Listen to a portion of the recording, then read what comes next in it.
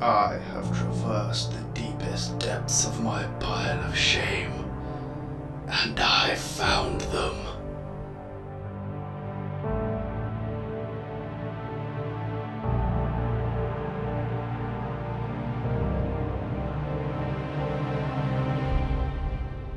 May the gods give me strength.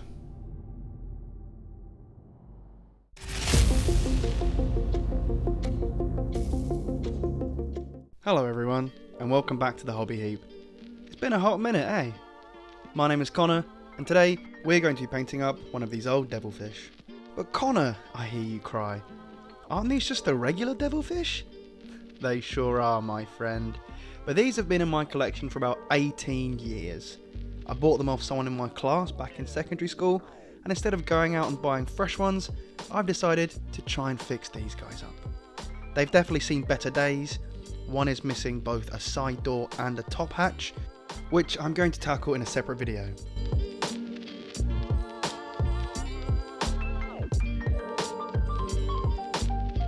The one I'll be focusing on today is this one. It's got all of its parts, which is a great start, and the only glaring issue is this back engine, which won't attach due to a broken peg.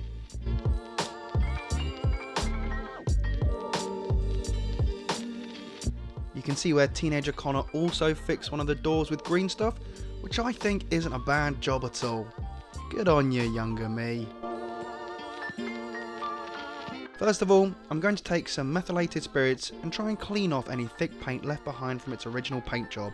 Quick safety tip, if you're going to use this method to strip old minis, don't forget to wear gloves, do this in a well ventilated area, and wear a dust mask or a similar mask to avoid inhaling the fumes. I'm not an expert by any means, but any liquid that can melt paint I don't particularly want on my skin or in my lungs.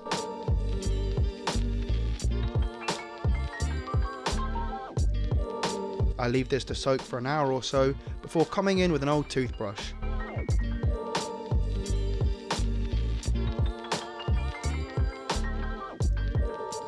The OG primer wasn't really budging, but the thick black paint in the engine came off a treat. Because of this, I decided not to soak the actual hull of the devilfish. There was a little bit of work to do on the main body of the devilfish. I couldn't get the landing gear to stick at all, so I clipped them off and glued them so that it was up. The back door flapping open was also annoying me, so that got glued into place. I cleaned up as many sprue tabs as I could, and did a bit of sanding to clear away whatever weird glue was used to put this poor soul together.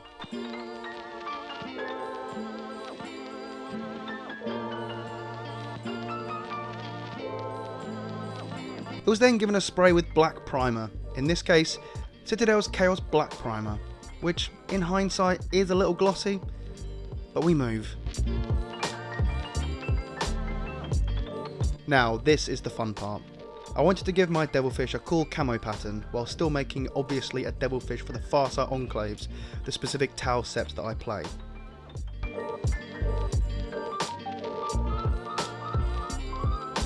I took some regular masking tape and began drawing out straight edged geometric patterns, trying to be as random as possible.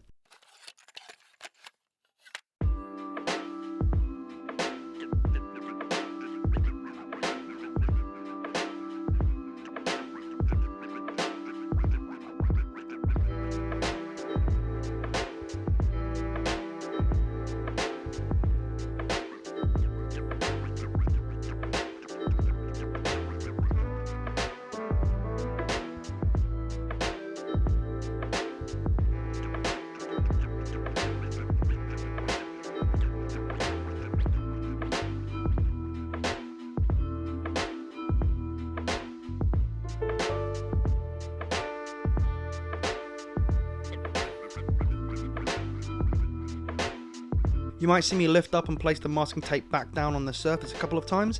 This is to ensure that the masking tape loses a little bit of its stickiness. I want it to be sticky enough to stick to my devilfish, but not too sticky that it peels off the primer paint. These geometric patterns are then cut out, separated, and some are cleaned up to give me straight edges.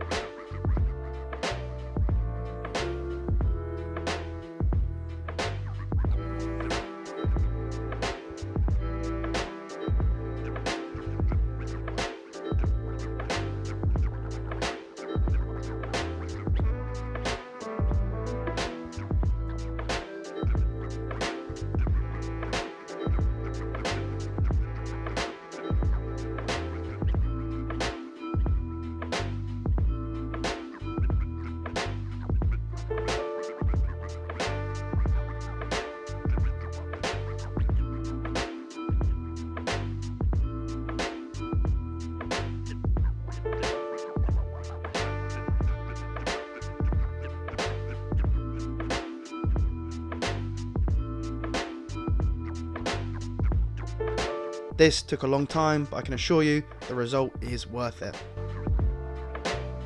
I then started placing these on my devilfish where I thought they'd look the best.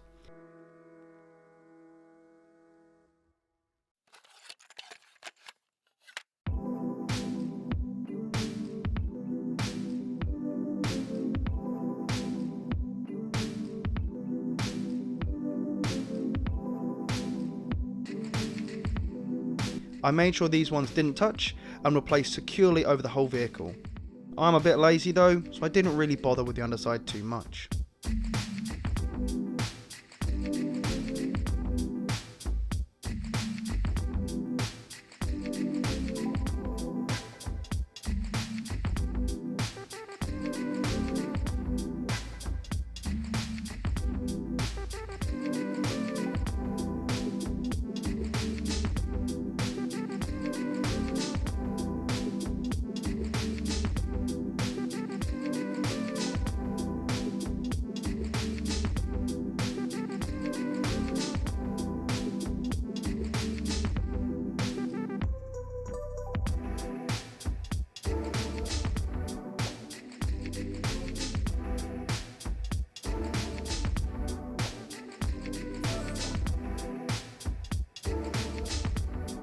The entire model then got a spray of grey from my airbrush. In this case, I used Citadel's Administratum Grey Air Paint.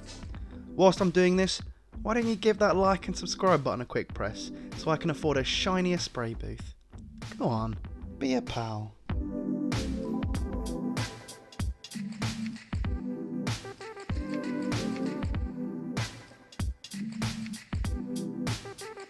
After the grey has had plenty of time to dry, in my case with some persuasion from a hairdryer, I stuck more of these shapes on. This time I made sure they were touching the previous shapes and even bridging some of them together.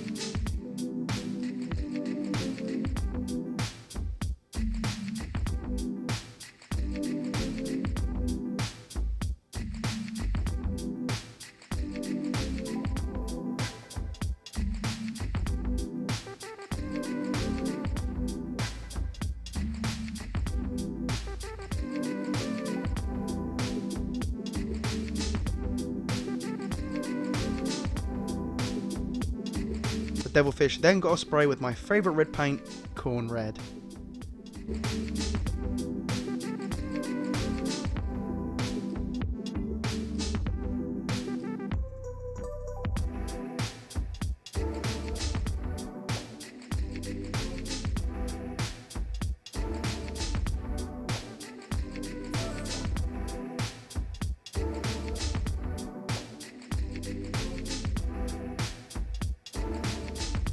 And I'll leave you momentarily for those oh so satisfying peelies.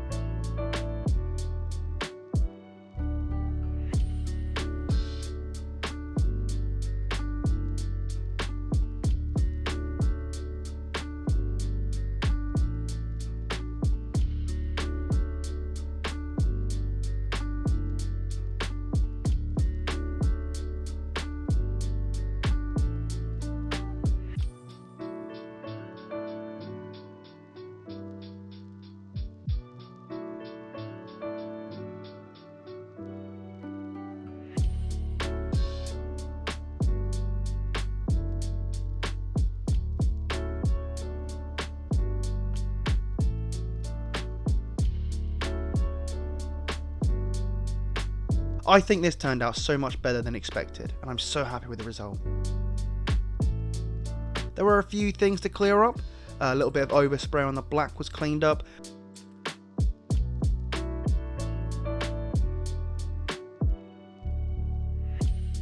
And I had to freehand another grey shape on the back door to cover up a massive flat red panel.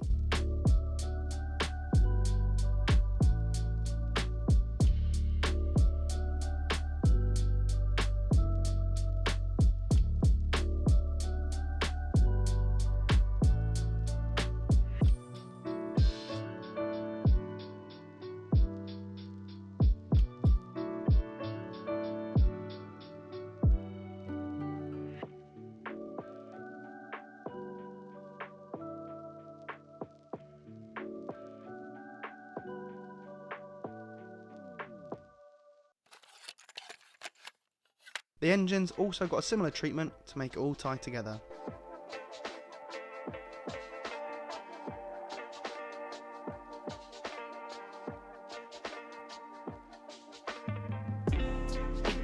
I cut off a spare bit of sprue and shaped it into the original peg shape before pinning it into place on the engine.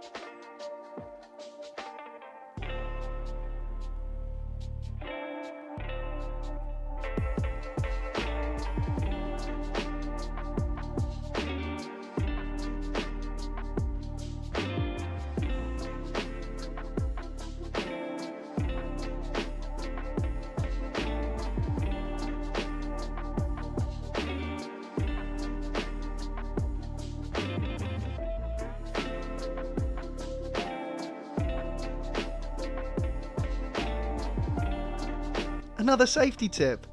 When pinning something, make sure your thumb isn't on the other side of whatever it is you're drilling into with your pin vise, because if you drill too far, you might drill into your thumb, and then you have to make a makeshift bandage out of masking tape and kitchen roll because you don't know where your plasters are, and that would be extremely embarrassing. But look at that smooth fit. And don't look too hard at that abomination of a bandage.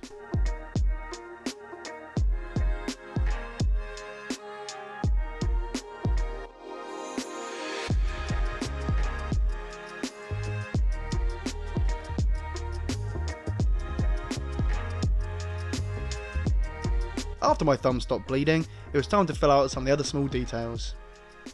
I grabbed my always trusty Black Legion contrast paint and painted the grills on the hull, the engine fronts, as well as the front burst cannon and these grooves at the back.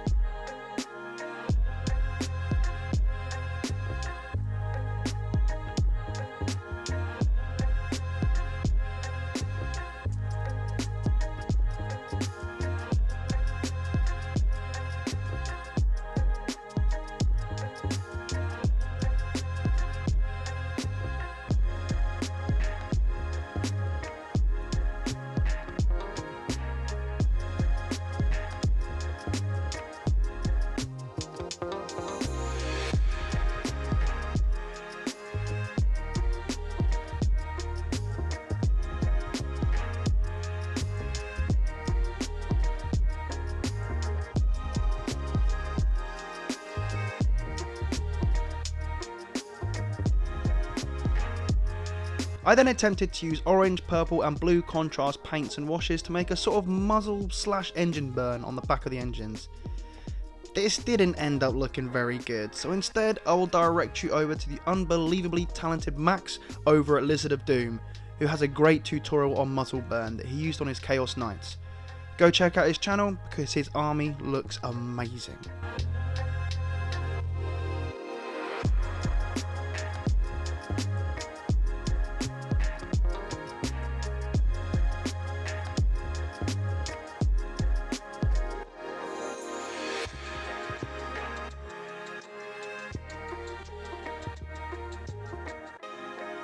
The front window and lens on the burst cannon were then covered in Citadel's Ulthuan Grey.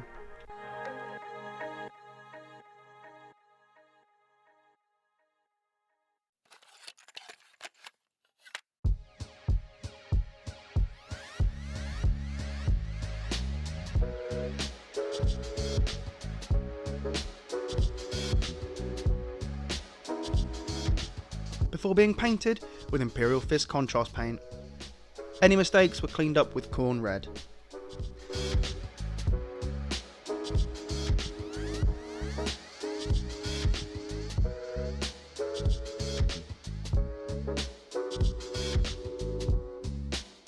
I then painted them up in a similar way to the lenses I painted on my Crisis suits. If you haven't seen that video, please go give it a gander.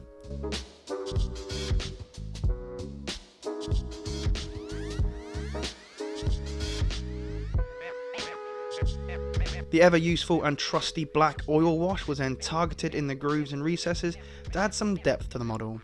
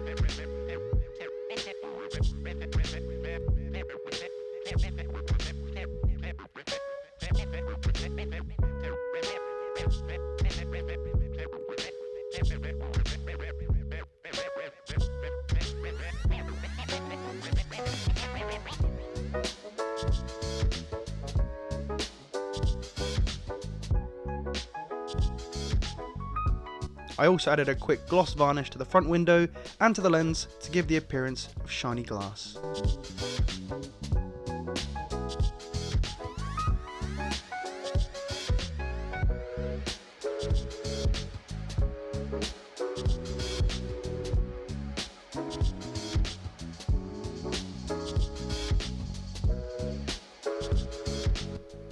And this is where I am at so far. Still a bit of work to do, such as adding the drones, and I might even do some weathering. What do you think? If I should add some weathering or extra highlights, please let me know in the comments below. As always, I'm so thankful for every comment and like I get from you guys, and I do my best to reply to comments when I can.